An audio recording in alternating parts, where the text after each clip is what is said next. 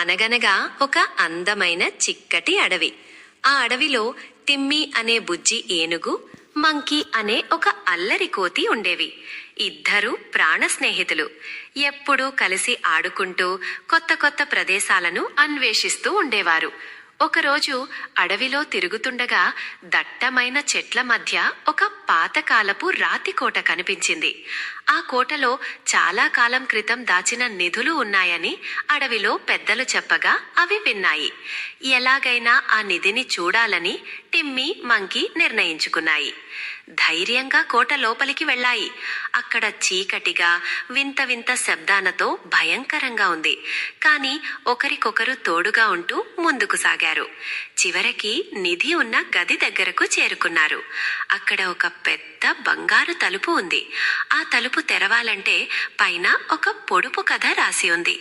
నేను తోకతో ఉంటాను కాని కోతిని కాదు. చెట్లపై ఎగురుతాను కాని పక్షిని కాదు. నేను ఎవరిని? మంకీ ఆ పొడుపు కథను చదివి కొంచెం సేపు ఆలోచించింది. నేను కూడా తోకతో ఉంటాను, చెట్లు ఎక్కుతాను, కానీ పక్షిని కాదు కదా అని నవ్వింది. వెంటనే టిమ్మీ, మంకీ కలిసి గట్టిగా ఉడత అని సమాధానం చెప్పాయి. అంతే, తలుపులు గభాల్నా తెరుచుకున్నాయి. లోపల మెరిసిపోయే వజ్రాలు, వైడూర్యాలు, బంగారు నాణేలు ఉన్నాయి. నిధిని చూడగానే వాటి కళ్ళు చెదిరిపోయాయి. కాని టిమ్మీ ఒక మాట అంది. మిత్రమా, ఈ నిధి మన ఇద్దరి దగ్గరే ఉంటే ఏం లాభం? మన అడవిలో ఎంతో మంది జంతువులు ఆకలితో, ఇబ్బందులతో ఉన్నాయి కదా అంది. మంకీ కూడా వెంటనే అంగీకరించింది. అవి ఆ నిధిని తమ కోసం దాచుకోకుండా అడవిలోని జంతువులందరికీ పనిచేశాయి.